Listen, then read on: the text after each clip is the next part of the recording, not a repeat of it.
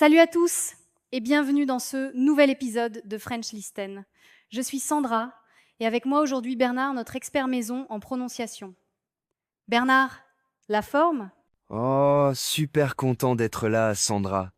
Surtout qu'on attaque un sujet qui, enfin, me passionne. Combien de temps faut-il vraiment pour améliorer sa prononciation en français? Je reçois cette question tout le temps. C'est fou. Mais oui, et je crois qu'on s'est tous posé cette question au moins une fois.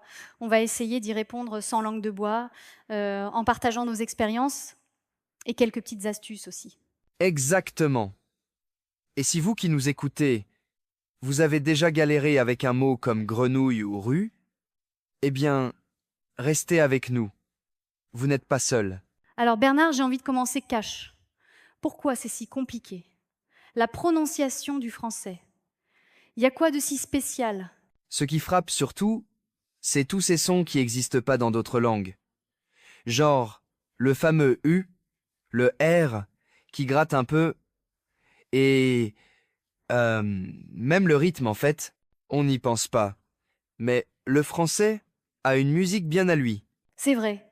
Et parfois, on sous-estime à quel point ces petits détails peuvent rendre la compréhension difficile.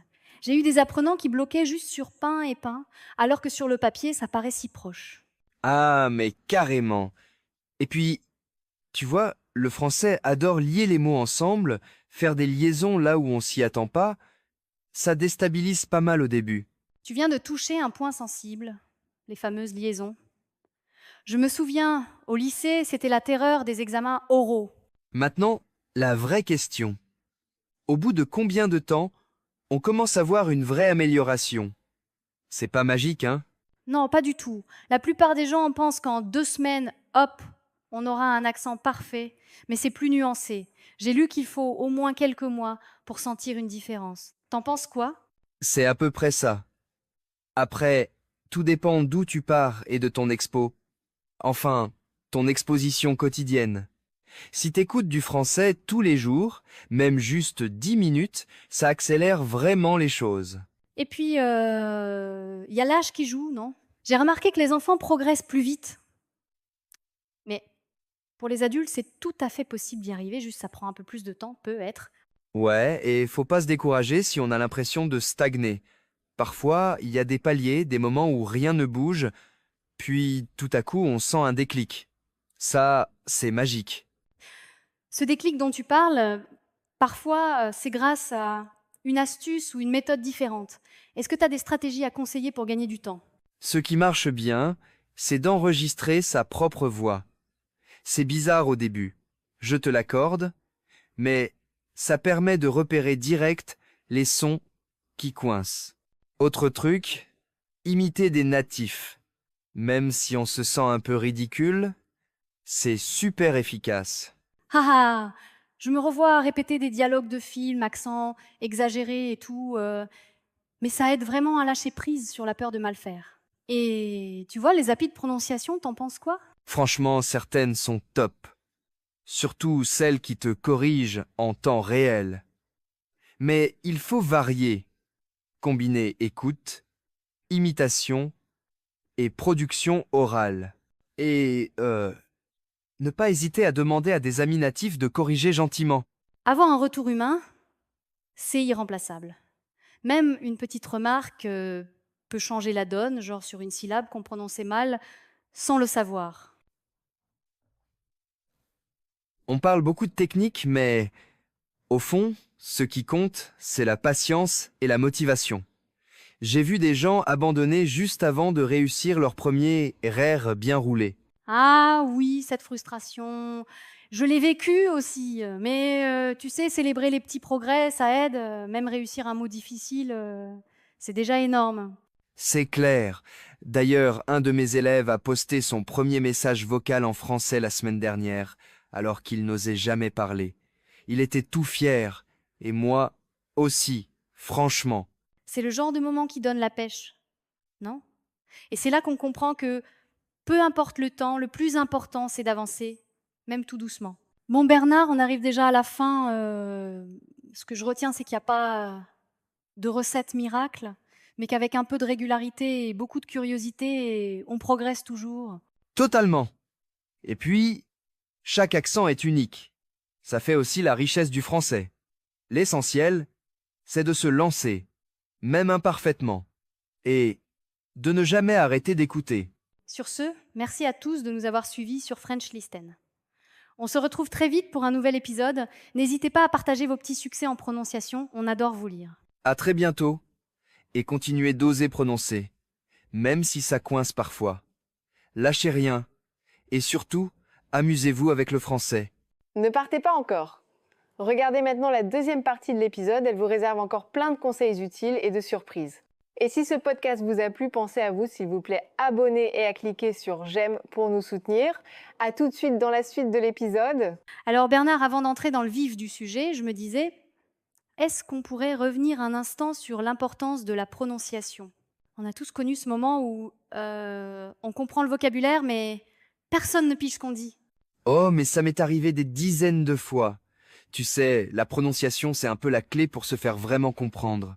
Même avec un super accent, si tu places mal tes sons, la communication peut vite tourner au casse-tête. Exactement. Et je trouve que parfois, on sous-estime à quel point ça peut freiner ou accélérer la progression en français. D'ailleurs, j'ai croisé pas mal d'apprenants qui disent « Je comprends tout, mais quand j'ouvre la bouche, on me répond en anglais. » Mais c'est tellement frustrant ça. C'est surtout qu'en français, certains sons sont vraiment pas intuitifs. Je pense au fameux « U », tu vois ? Toute une aventure. Tiens, ça me fait penser. Combien de temps il faut, concrètement, pour que ça s'améliore ? Alors, justement, j'allais y venir. Franchement, ça dépend de plein de facteurs, genre ta langue maternelle, ton âge, et combien de temps tu passes à écouter et à parler chaque semaine. Oui, carrément. Je me souviens d'un étudiant chinois qui avait du mal avec le R. Mais, en bossant 5 minutes par jour, il a eu une vraie différence au bout de 2 mois. Par contre, il y a aussi ceux qui pratiquent moins et ça avance beaucoup plus lentement. Ça me fait penser à cette idée reçue, qu'il faut être jeune pour progresser vite. Mais honnêtement, la motivation et la régularité, ça change tout, non ? Ah, mais totalement. J'ai vu des retraités s'accrocher et progresser à une vitesse folle. Je dirais que, dans le fond, la clé c'est vraiment de s'y mettre de façon régulière, même si c'est juste un petit peu chaque jour. Dis, est-ce que tu trouves pas qu'il y a des sons qui résistent genre vraiment longtemps ? Le U, par exemple, Argue, oui, celui-là. J'ai encore des amis qui vivent en France depuis des années et qui butent dessus. C'est souvent parce que ces sons n'existent pas dans leur langue maternelle. Le cerveau, il doit créer une nouvelle route, tu vois ? c'est marrant, tu dis ça. Parce que j'ai lu une étude qui montrait que pour certains sons, le cerveau, il met jusqu'à 6 mois à les intégrer vraiment. Donc faut pas trop se prendre la tête si ça coince au début. Et puis, il y a aussi la peur du ridicule, non ? On n'ose pas exagérer la bouche, alors que parfois, il faudrait presque jouer la comédie pour choper le bon mouvement. Ça peut freiner la progression. Bon. Du coup, si on veut vraiment progresser, tu conseillerais quoi ? Personnellement, j'adore me filmer en train de parler, même si c'est super gênant au début. Alors, moi j'aime bien l'idée de répéter après les natifs, tu sais, genre shadowing, même dans le métro, avec des podcasts. Ça oblige à coller au rythme et à l'accent. Parfois, je me surprends à faire des grimaces, sans m'en rendre compte. Ah, totalement. Et si on a des amis francophones, faut pas hésiter à leur demander de corriger. Mais même sans ça, aujourd'hui, avec toutes les applis et vidéos, t'as déjà de quoi t'entraîner. Ce qui m'aide aussi, c'est d'écouter des extraits très courts en boucle. Genre, une phrase, 10 fois de suite, le cerveau finit par enregistrer. Presque malgré soi. Tu fais ça toi aussi parfois ? Ah oui. Et même parfois, je m'enregistre en train de lire à voix haute. Puis je me compare à l'original. C'est un peu bizarre, mais franchement, ça marche. Alors la grande question pour conclure ce chapitre. En moyenne, combien de temps faut-il pour sentir qu'on s'améliore ? Honnêtement, ça dépend. Mais en général, si on pratique un peu tous les jours, on entend déjà une différence après 1 mois ou 2. Pour être vraiment à l'aise, ça peut prendre 6 mois à 1 an. Mais chaque petit progrès est une victoire, tu trouves pas ? Oui, carrément.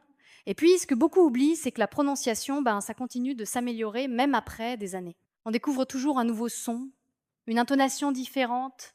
Exactement. Bon, et puis, faut pas oublier que l'essentiel, c'est d'oser parler. L'accent parfait, c'est pas le but ultime. Ce qui compte, c'est la communication, non? On arrive déjà à la fin de l'épisode. Franchement, j'aurais encore plein d'anecdotes à raconter. Mais si tu devais donner un dernier conseil à nos auditeurs, ce serait quoi? Je dirais, ne vous découragez pas.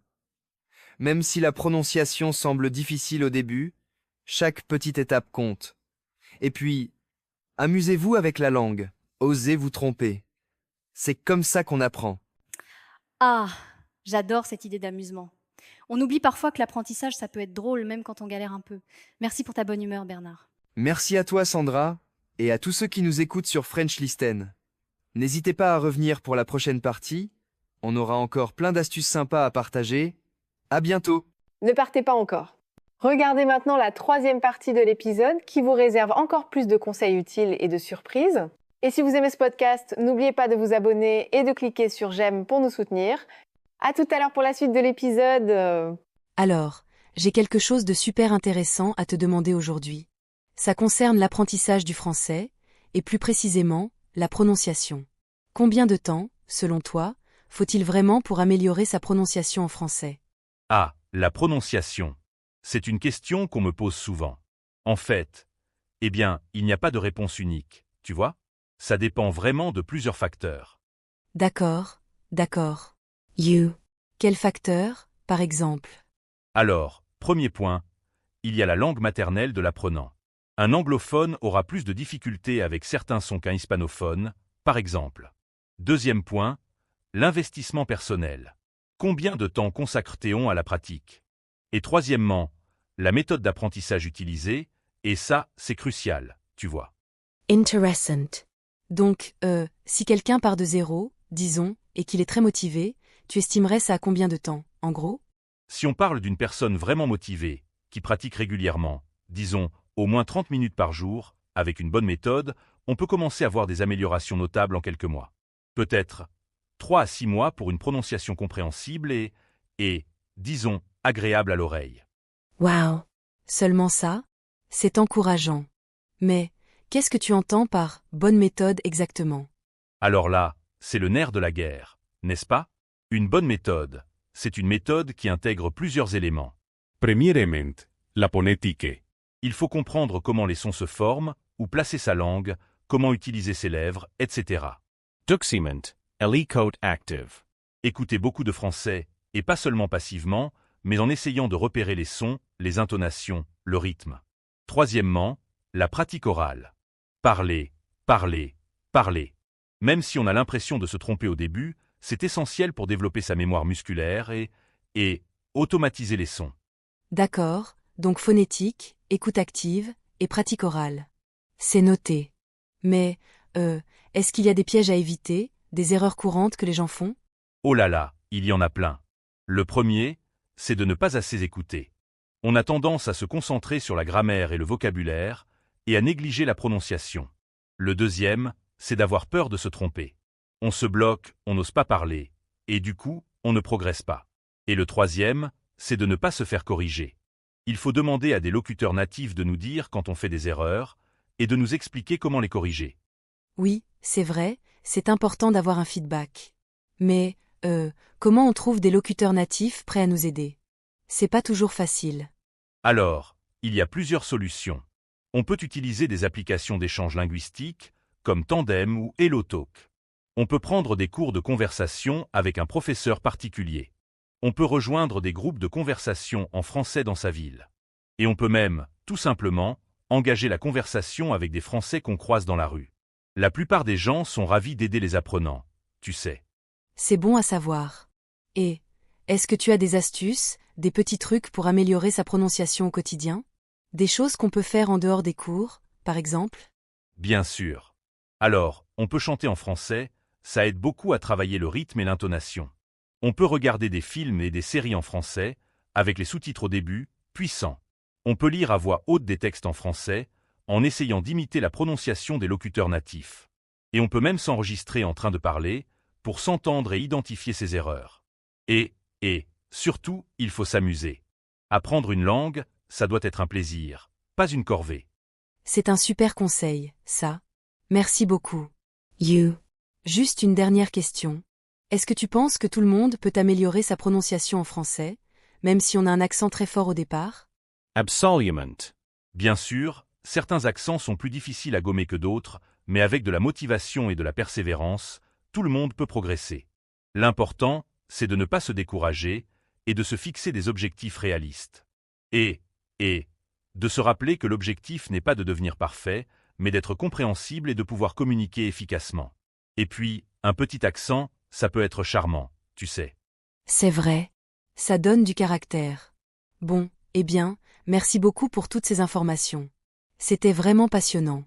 Je pense que ça va beaucoup aider les auditeurs de French Listen qui veulent améliorer leur prononciation en français. Avec plaisir. J'espère que ça leur donnera envie de se lancer ou de persévérer. Et n'hésitez pas à me contacter si vous avez d'autres questions. Super. On mettra tes coordonnées dans la description du podcast. Et, à bientôt pour un nouvel épisode de French Listen. À bientôt.